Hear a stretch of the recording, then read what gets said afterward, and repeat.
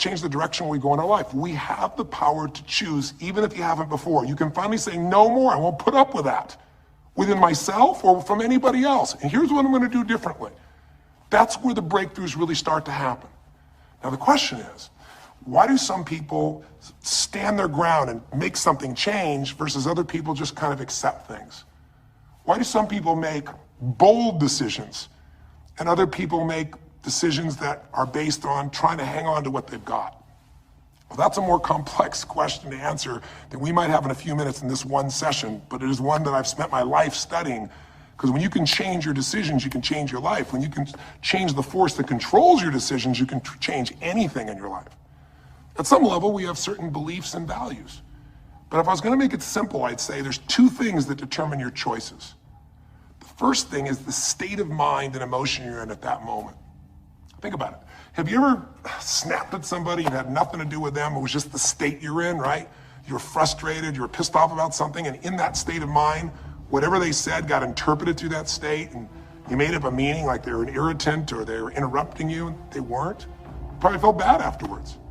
When we get in the wrong state, we make the wrong decisions.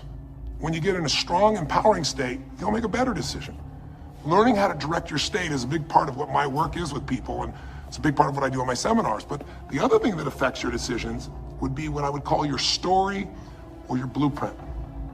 We all have kind of a story about how our life is supposed to be. It comes from a set of life experiences, interpretations. Some people think life is all about getting theirs. Some people think life is about growing and contributing.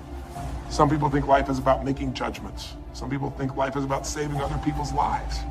Some people think life is about being successful. Some people think God is the basis of everything, and the way to know God is to go through life in a very specific way with a set of rules, and they follow it. And that's what they believe. Whatever your story is, whatever your blueprint is just another way of saying, whatever you believe is how your life is supposed to be, at some level, we either follow that blueprint or we fight it. If we follow it or we fight it, we're gonna find that we're gonna bump into things in life where life isn't always the same as we expect it to be or think it should be. And that's where we start to experience stress. So in this session of Breakthrough, when you watched this story and you saw Melissa, you saw the conflict between what you desired most and what you feared most. I really believe life is the dance between what you desire most and fear most. That's where you find where we live our life. The dance between what you want most and what you fear most. That's where all that energy is in life. So what does she want? She wants to be famous. She wants to be able to sing and have everyone hear her voice and be able to touch everyone. She wants to contribute. She wants to share her gift. And she definitely wants to be famous and successful. She needs to be closer to her children. And one of the big challenges in life is oftentimes what we want and what we need are two different things. She has 5 boys. They're all extremely young, as I'm sure you saw. And she has a husband. And while they're all supportive of her going on this journey, somewhere along the line, she lost that connection to what was most important.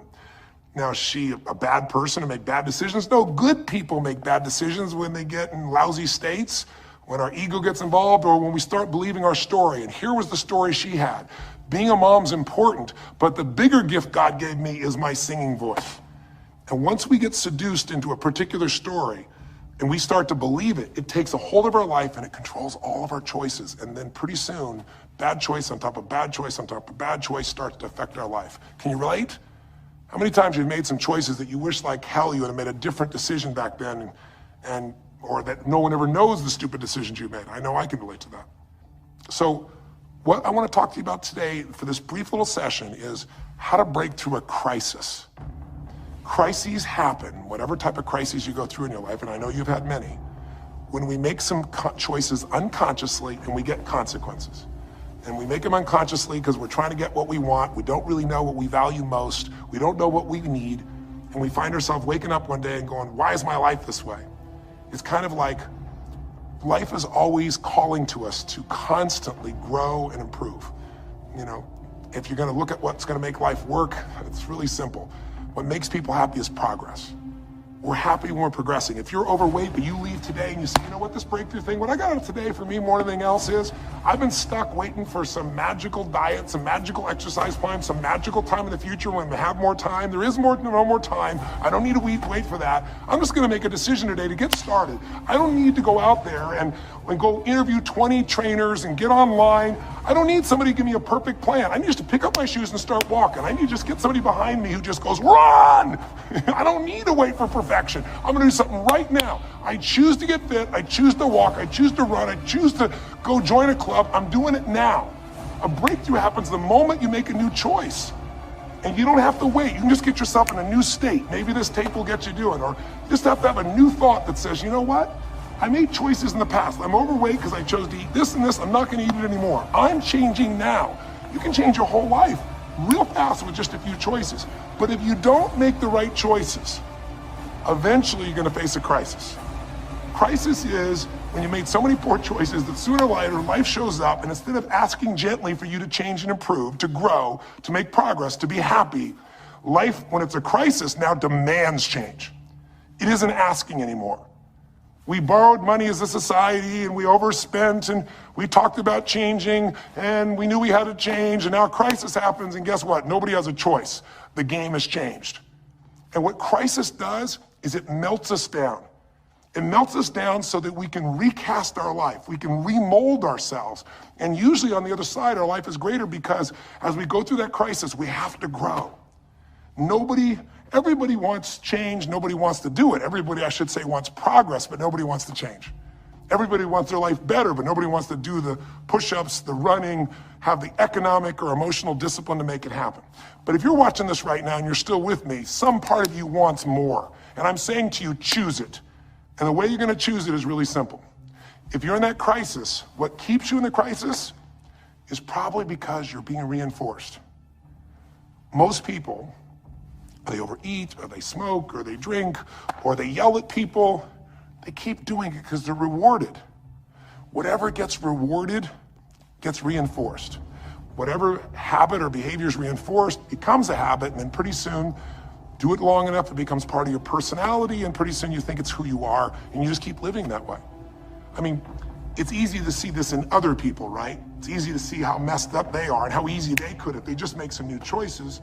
All you gotta do is turn on the television, some news program, some entertainment program, and you'll hear detailed descriptions about some person who is very powerful celebrity who is doing some stupid thing. Why do we see all this stuff on television? Why do we hear about every person you can imagine, from Lindsay Lohan to Britney Spears to all the way back to the old days, it was Elvis or Michael Jackson or whoever it is that's in the news today in this stage of life in your country as you're watching this? It's because we want to see other people who make bad decisions so we can feel better about our own. But the reason those people don't change, Lindsay Lohan, she's got another DUI, she's putting herself at risk, she's putting other people where she could kill someone. She goes to jail, it's supposed to be 90 days. But here's the consequence, it goes to 2 weeks. And before she even gets out of the jail, she makes a deal for an interview and gets paid $1 million when she gets out for the interview. What do you think the chances of her changing when her bad behavior gets her $1 million, and I don't know if she even makes that for that much time of acting at this stage? What do you think the chances are when people around her say it's not your fault, it's not fair, they treat you unfairly? As long as we have the decision that we're not responsible, it's not our fault, we can't change anything. We have no power. So I don't know by the time you watch this if Lindsay will change, but if she did, it'll be because the enablers are gone, she's taken responsibility, and she's found something she values more than attention and money for bad behavior. Now it's easy to look at that with her, but what about you and I? Where are you and I addicted to our problems? Where are you and I reinforced? So many people, when they have a big problem, listen, if things are going well, you say, oh, it's going so great. Your friends go, well, that's great. And after a while they go, well, easy for you. But if you got a problem, people go, hey, I understand, and they connect with you. Where do we get addicted to our problems? If you want to make a new choice, if you want to make a new decision today, if you want to have a breakthrough in some area of your life, you got to give up the story that it's not your fault, and you got to give up the attention and the love and the connection and the commiserating that comes with it with other human beings. Here's how you change. 5 simple, quick steps, and then I'm going to give you a little tool that if you want to, you can go online and really make a change with. If you're going to change your life, step 1, I don't care if something has happened to you, Somebody has spilled oil all over where you fish. It's horrific. It's disgusting how they've dealt with it, but it's happened. You got to deal with it. Something's happened. Someone in your family's been injured. You've lost your job. I don't care what the problem is. If you're in a crisis, step number one, see it as it is, but don't see it worse than it is. Now, what do I mean by that? I don't mean be Mr. or Miss Positive Thinking. By now, if you spend any time with me, you know I'm not about that. I'm not here to tell you, go to that garden and chant, there's no weeds, there's no weeds, there's no weeds. Doing affirmations is not going to change your life. You got to go see where the weeds are and pull them out. My point is simple. You got to see what the problem is, but you can't make it so horrific that you just give up. Today, this is the first generation in almost 100 years of Americans who now believe, the majority of Americans now believe, that the quality of life for themselves and their kids in the future is going to be worse than the past. They have, in other words, nothing to look forward to. 63% of the US as of today. Wow. When you start thinking there is no future, you go into what we call learned helplessness, a place where you just kind of give up.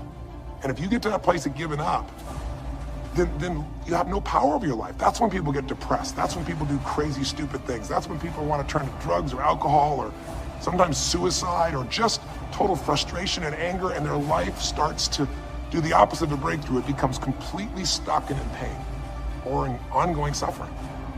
If you and I are going to break out of that, we got to see it as it is. We're not here to be positive thinking people. You got to see what's really going on. But if you're overweight, you can't say to yourself, well, I'm big boned. That's not why you're overweight. You're overweight because you don't work out, you eat certain things, you eat Cheetos all day long, watching TV. I don't know what it is you do, but I know it's not just because you're big boned. You don't want to make it so it's outside your control or you can't change it. So see it as it is, but don't see it worse than it is so that you have no reason to try. Does that make sense?